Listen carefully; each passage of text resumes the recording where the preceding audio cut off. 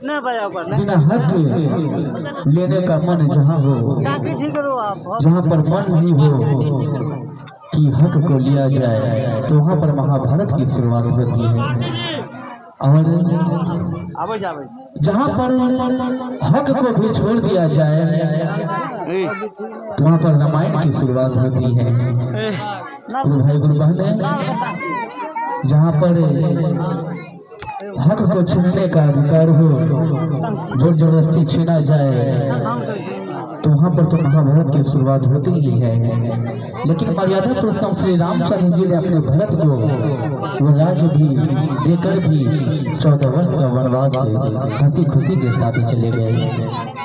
जो हक के लिए लड़ाई किए, वहाँ पर तो महाभारत का शुरुआत हो गया। गुरु भाई गुरुवान कहते हैं, संगत से इंसान का स्वभाव पर कोई फर्क नहीं पड़ता है। सचनीय बात है कि संगत से इंसान के स्वभाव पर कोई फर्क नहीं पड़ सकता है। क्यों? क्योंकि कहते हैं कि विभीषण सोने की लंका वो रावण के साथ रह करके भी राम का नाम का सुमरन करते रहे। विभीषण सोने के लंका में राक्षसों के साथ रह करके भी राम नाम का सुमरन करते रहे, और माता कैकेयी राम राज में रह करके भी भगवान श्री राम को 14 वर्ष का वनवास देती। वो सिर्फ किसकी बातों पे? मंथरा की बातों पे। हर मोड़ पे सिर्फ रावण का ही कसूर नहीं, हर मोड़ पे सिर्फ राम का ही कसूर नहीं। कहते हैं रावण भी वैसा वैसा सत्य कर्म सत्य कांड करके गए, जिन्होंने वही इंसान के लिए, यही मनुष्य के लिए, यही राक्षस जाति के लिए आसमान में सीढ़ी लगाने के बारे में सोचे। वही रावण थे, सिर्फ एक गलती के कारण, सिर्फ इतना कि बहन की बात पे आकर के माता सीता का अपहरण कर लेना। अपहरण करने के साथ ये सत्य बात है कि बिना सीता की मर्जी के अनुसार उसे छुआ तक भी नहीं। सोचनीय बात है कि वो कैसे रावण था।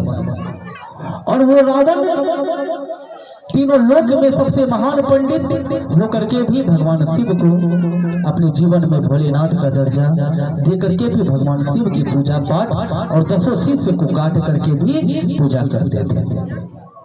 आइए कहते हैं, जिंदगी में कठिनाइयां उसी को आती है जिन्हें सामना करने की क्षमता होती है। जीवन में अगर जब भगवान परीक्षा ली जाए, अगर जब परीक्षा लेते हैं किसी के जीवन में, तो भगवान जानते हैं कि ये हमारी शिष्या, ये हमारी बेटी, ये हमारी पुत्री, इसे सामना करने, इसे झेलने का ताकत है। इसलिए करके अंत समय में भी कितना भी परिश्रम, कितना भी मेहनत करना पड़े, कितना भी कष्ट, कितना भी दुख हो, फिर भी भगवान का दोष नहीं देना चाहिए। हो सकता हो भगवान आपका वो कठिन परीक्षा ही ले रहे हैं। आइए दूसरी बात में कहते हैं कि माँ की दुआ कभी खाली नहीं जाती, और ये बात भगवान से भी टाली नहीं जाती। माँ की दुआ कभी खाली नहीं जाती, और ये बात भगवान से भी टाली नहीं जाती।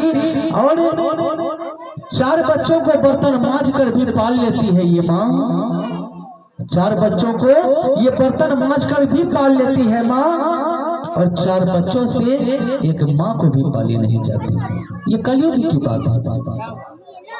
एक बच्चे या 4 बच्चे मिलकर के भी एक माँ को नहीं पाल सकता, लेकिन एक माँ 5 बच्चे को भी, 8 बच्चे को भी पाल लेती है। ये कलयुग का सत्य वचन है। और कलयुग का सत्य वचन में ये भी कहा गया है कि मानव उतरते उतरते ऐसा नीच कर्म पे भी उतर जाएगा कि बड़ों के सामने सिगरेट धरा करके भी, गांजा पी करके भी, खैनी खा करके भी, और नीच से नीच कर्म करेंगे बड़ों के सामने। और ये कलयुग में ये भी कहा गया है कि अगर जब ऐसा ना हो तो फिर कलयुग नाम ही कैसा है। कलयुग में फिर ये भी शास्त्र कहते हैं, और सतयुग से लेकर के ये कलयुग तक की बात करते हैं